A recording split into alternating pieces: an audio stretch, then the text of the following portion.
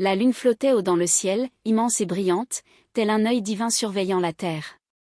Ses rayons argentés dansaient sur les eaux sombres du fleuve Ngando, reflétant les torchers vacillantes alignés sur les rives. Ce soir-là, tout le royaume de Sambé était rassemblé pour assister à un rituel que l'on ne contestait jamais. Les tambours résonnaient en sourdine, leur rythme lent et hypnotique marquant le passage entre le monde des vivants et celui des esprits. Un silence de plomb régnait dans l'assemblée. Les dieux avaient faim, et ce soir, ils seraient servis. Sur une pirogue richement décorée de motifs ancestraux, drapée dans un pagne blanc bordé d'or, une jeune femme se tenait droite, la tête haute. Ses poignets étaient entourés de lourds bracelets de cuivre qui tintaient légèrement à chaque mouvement.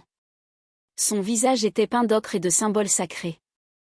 Son nom était Neyala. Elle n'avait que 19 ans, et pourtant, elle portait sur ses épaules le poids de générations entières. Depuis son enfance, elle savait qu'elle était différente. Elle était née pour être sacrifiée. Fille du grand prêtre Siyaka, elle avait été choisie pour devenir l'épouse du fleuve Ngando. Une offrande humaine destinée à apaiser l'esprit du fleuve, garantissant ainsi la prospérité du royaume. Le chef des anciens leva une calebasse remplie d'eau et la renversa sur le sol en offrande. Que l'esprit du fleuve accepte sa reine. Que notre terre prospère en retour. Un murmure parcourut l'assemblée tandis que les prêtres reprenaient leur chant. Les femmes baissaient les yeux, certaines retenant leurs larmes. Les hommes restaient figés, impuissants. Car ici, dans le royaume de Sambé, personne ne remettait en question les volontés des esprits. Neyala inspira profondément. Ses yeux noirs scrutaient l'eau calme, froide et mystérieuse. Son cœur battait violemment dans sa poitrine. Elle voulait croire que son sacrifice servait un but plus grand, qu'elle ne mourrait pas en vain. Mais une pensée la hantait. Et si tout cela n'était qu'un mensonge ? Un bruissement attira soudain l'attention de l'assemblée. Sur la rive opposée, une silhouette venait d'émerger de l'ombre d'un baobab géant. Un homme. Un guerrier à la carrure imposante, vêtu d'un pagne rouge ornementé de broderies en or. Sur sa poitrine nue, des scarifications tribales racontaient les batailles qu'il avait menées. Ses cheveux courts étaient attachés par un bandeau de cuir, et autour de son cou pendaient plusieurs dents d'ivoire. Son nom était Lomé. Son regard sombre était braqué sur Neyala, chargé d'une colère qu'il peinait à contenir. Il serra les poings, ignorant les murmures des villageois qui s'écartaient sur son passage. « Non !» cria-t-il soudain. Les prêtres s'arrêtèrent net. Un silence glacial s'abattit sur la foule. « Ne fais pas ça, Neyala. Je t'en supplie. » Ces paroles se perdirent dans le vacarme des tambours qui reprirent de plus belle. Le grand prêtre Siyaka le fusilla du regard, sa voix tonna dans la nuit. « Silence, guerrier. Tu offenses les dieux. » Mais Lomé ne détourna pas les yeux. Il savait que c'était une mascarade. Lui et Neyala s'aimaient en secret depuis leur jeunesse. Des regards échangés au marché, des instants volés à l'ombre des baobabs, des promesses murmurées sous la lumière des étoiles. Mais leur amour était interdit. Neyala appartenait au fleuve. Un frisson parcourut la surface de l'eau.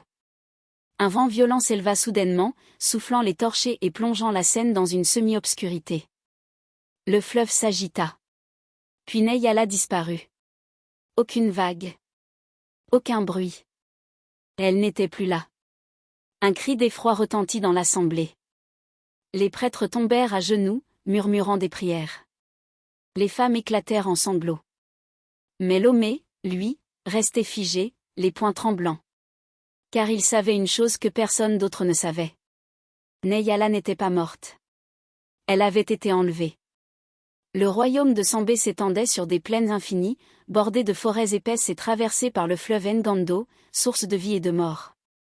Au centre du royaume, la grande cité de Baïmara brillait sous le soleil brûlant. Ses ruelles pavées serpentaient entre des maisons en terre cuite aux toits de chaume. Le marché bourdonnait de voix, l'odeur des épices flottait dans l'air. Mais derrière cette prospérité apparente, une vérité plus sombre était cachée. Les anciens murmuraient qu'il y a plusieurs siècles, le royaume de Sambé n'était pas seul. Un autre peuple vivait ici avant eux, régnant sur une cité immense au bord du fleuve. Mais un jour, ils avaient disparu.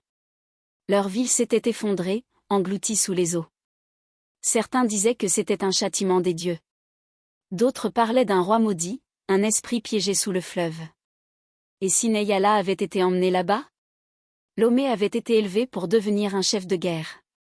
Il avait grandi parmi les guerriers, forgeant son corps et son esprit dans le feu des batailles. Il ne connaissait que le combat, que l'honneur. Mais il aimait Neyala. Et quand elle disparut, il comprit qu'il ne pourrait jamais vivre sans elle.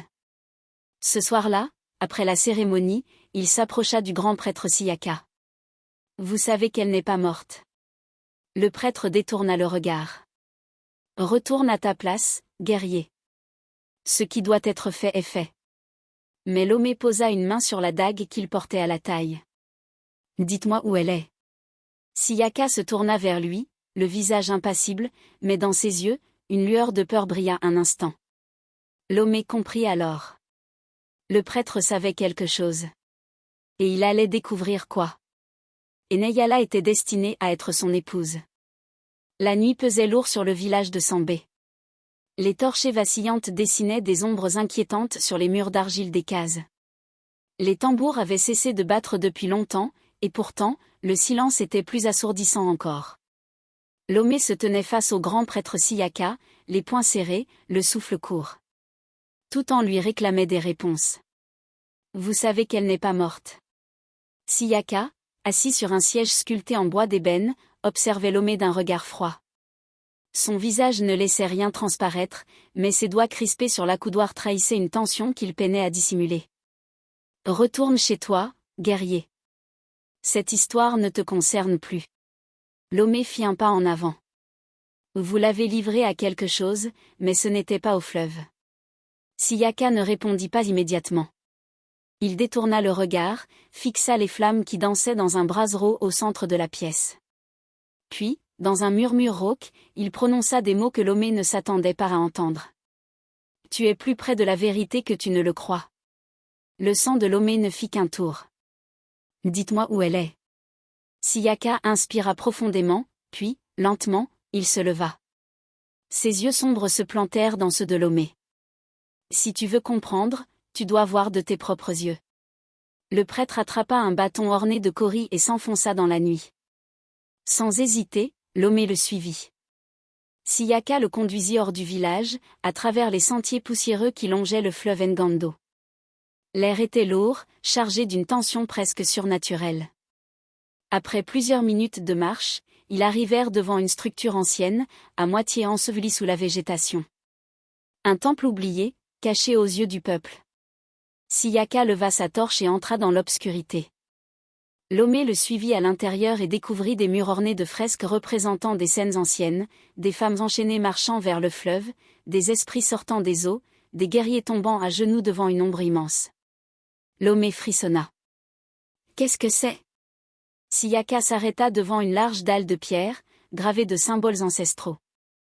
Sa voix résonna dans l'obscurité. Le royaume de Sambé n'a pas toujours été seul. Il y a très longtemps, un autre peuple régnait ici. Une cité immense, bâtie sur les rives du fleuve. Ils étaient puissants, mais ils ont défié les dieux. Lomé fronça les sourcils. Défier comment?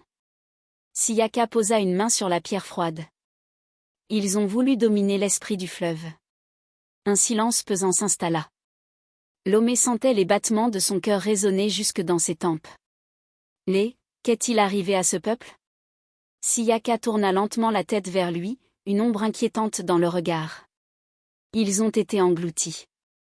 L'histoire que le prêtre lui révéla cette nuit-là allait tout changer. Il y a plusieurs siècles, un royaume prospérait sur les rives du Ngando. Son roi, avide de pouvoir, avait tenté d'utiliser la magie des esprits aquatiques pour devenir immortel. Mais il avait échoué. En punition, son peuple fut maudit.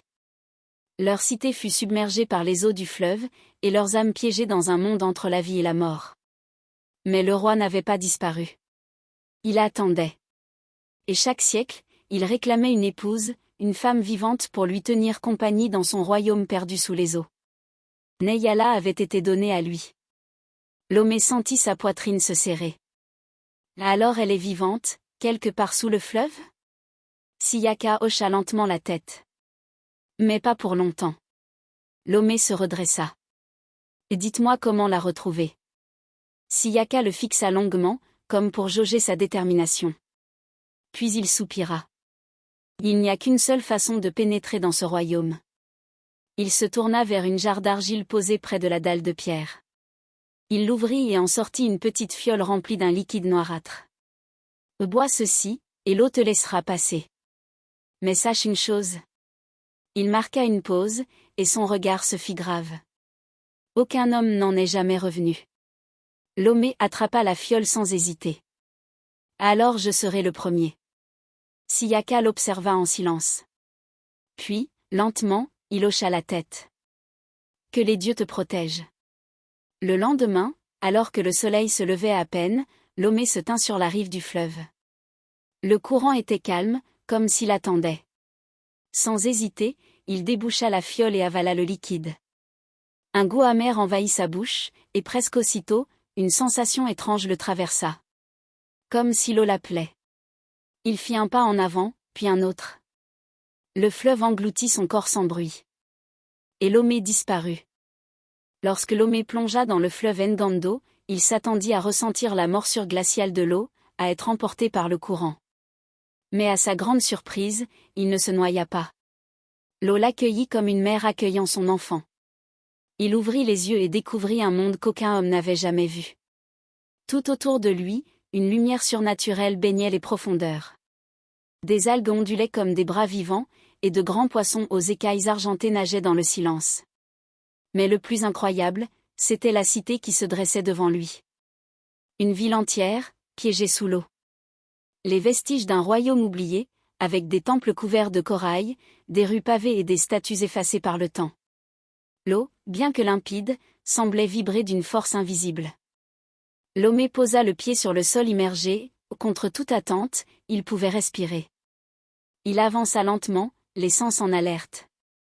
L'écho de ses pas résonnait étrangement sur la pierre humide. Puis, il entendit des murmures. Des voix lointaines, plaintives, venant des ombres. Il se retourna brusquement. Des silhouettes fantomatiques erraient entre les ruines, le regard vide. Les âmes des habitants maudits.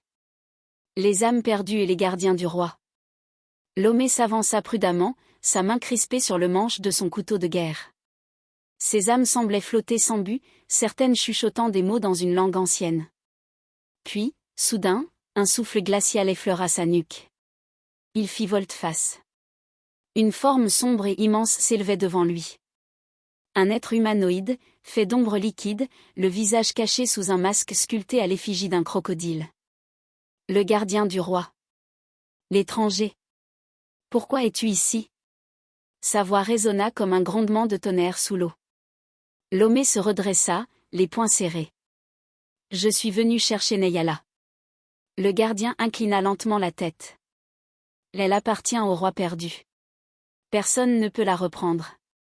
Lomé sentit la rage monter en lui. Alors je défierai votre roi. Un silence pesant suivit ces paroles. Puis, le gardien leva une main griffue et pointa une large avenue menant à un palais submergé. Alors marche. Si tu survis, tu pourras la voir. Lomé suivit l'avenue jusqu'à une immense porte sculptée, à moitié couverte d'algues. Lorsqu'il la poussa, un frisson parcourut son échine. Il entra dans une salle aux colonnes brisées, éclairée par des flammes bleues qui flottaient dans l'eau. Au centre, sur un trône d'or terni par les siècles, se tenait un homme. Ou plutôt, un spectre. Le roi perdu portait encore sa couronne brisée, ses vêtements d'apparat flottaient autour de lui comme des lambeaux de brume. Son regard vide s'anima d'une lueur malveillante. Et à ses pieds, Neyala. Elle était là, assise sur une natte, vêtue d'un long pagne d'argent. Ses poignets étaient entravés par des chaînes lumineuses, et son regard, autrefois vif, semblait vidé d'émotion. « Tu es enfin venu, guerrier. » Le roi parlait avec une voix caverneuse. « Tu es prêt à mourir pour elle ?» Lomé sentit son sang bouillir. « Je suis prêt à la ramener. » Le roi se leva lentement. « Alors prouve-le. » D'un mouvement fluide, le roi leva une main, et des ombres s'enroulèrent autour de Lomé. Le guerrier sentit une force écrasante peser sur lui. Mais il se débattit, puis, d'un cri, brisa l'étreinte des ténèbres. Il dégaina son couteau. Le roi fondit sur lui. Le combat fut féroce. Lomé frappait avec toute sa force, mais son adversaire était fait de brume et d'ombres mouvantes. À chaque attaque, le roi se reformait. Puis, il comprit. Il ne pouvait pas gagner par la force. Il devait briser la malédiction. Le roi recula et tendit une main vers Neyala. Un choix s'impose à toi, guerrier. Soudain, une deuxième Neyala apparut à côté de la première. Elles étaient identiques. Une seule est la vraie. L'autre est une illusion. Si tu choisis mal, vous serez tous les deux à moi pour l'éternité.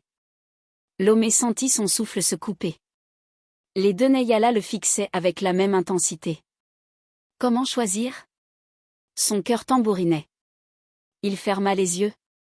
Puis, il se souvint. Un soir, alors qu'ils étaient encore adolescents, Neyala lui avait confié un secret. Mon premier rêve était de voir l'océan. Mais je ne pourrai jamais y aller. Lomé ouvrit les yeux et posa une seule question. Quel était ton premier rêve? La première Neyala répondit immédiatement. D'être libre.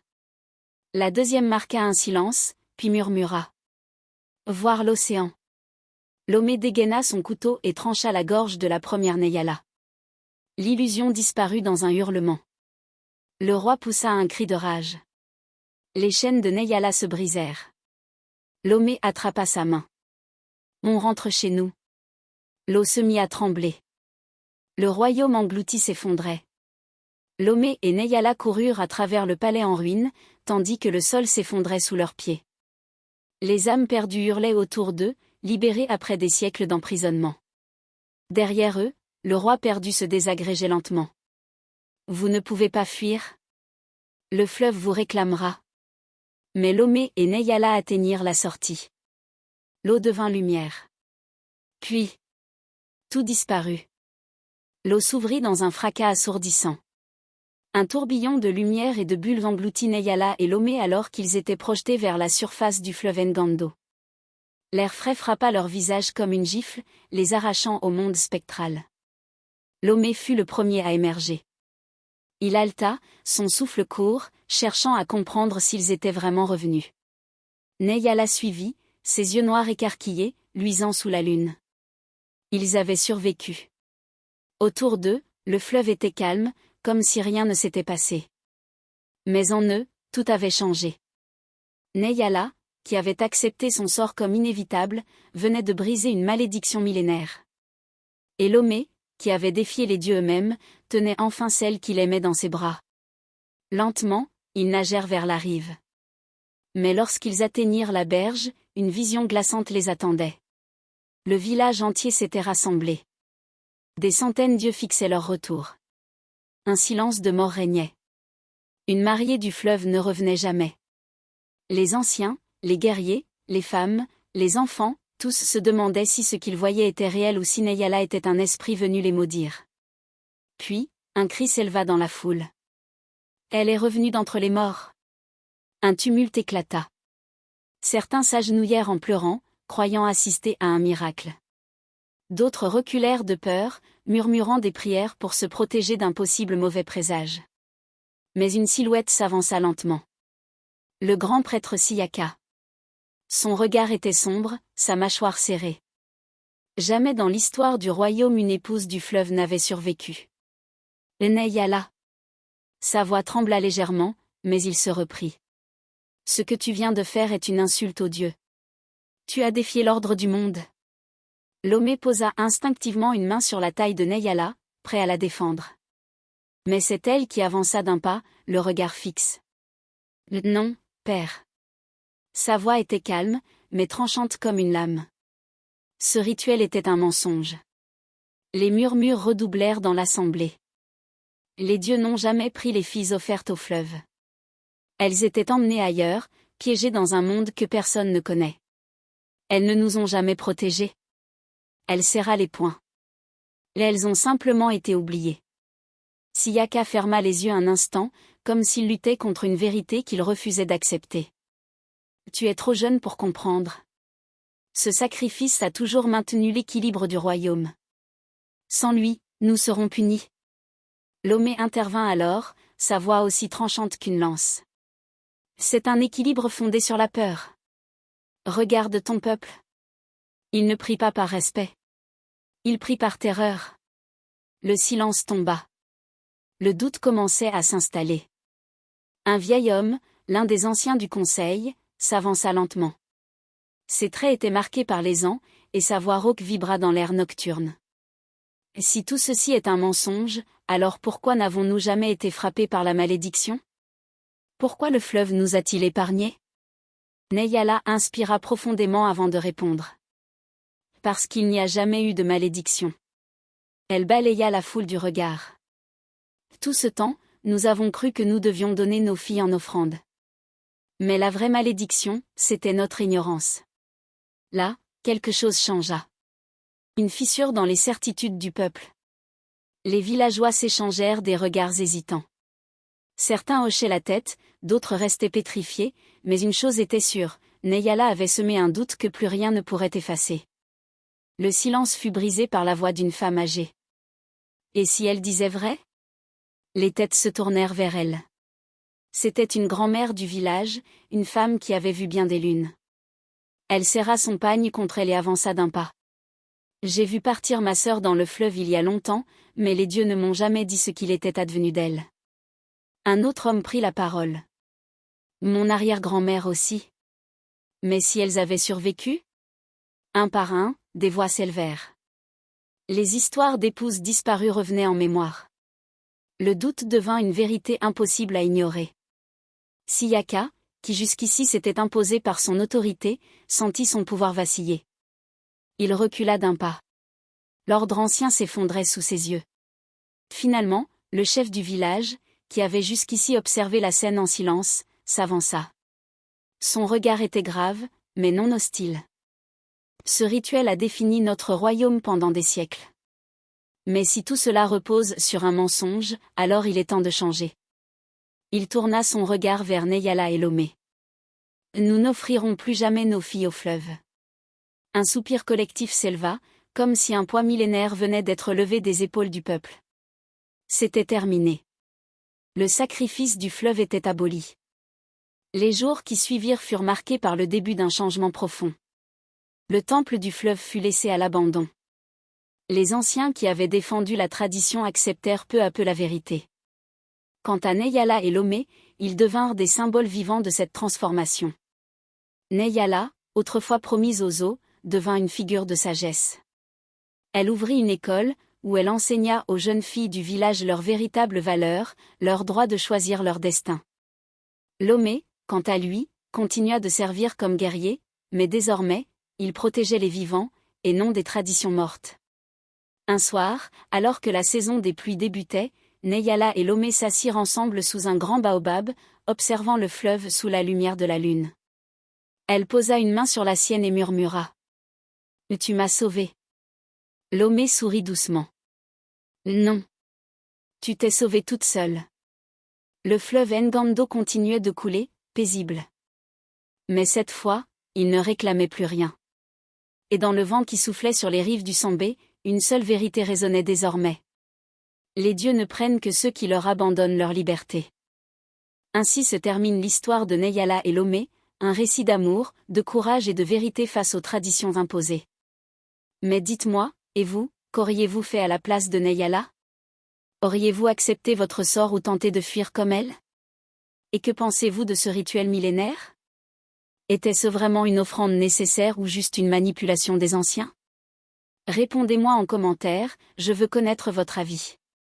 Si cette histoire vous a captivé, alors abonnez-vous dès maintenant pour ne rien manquer des prochains récits et légendes africaines fascinantes.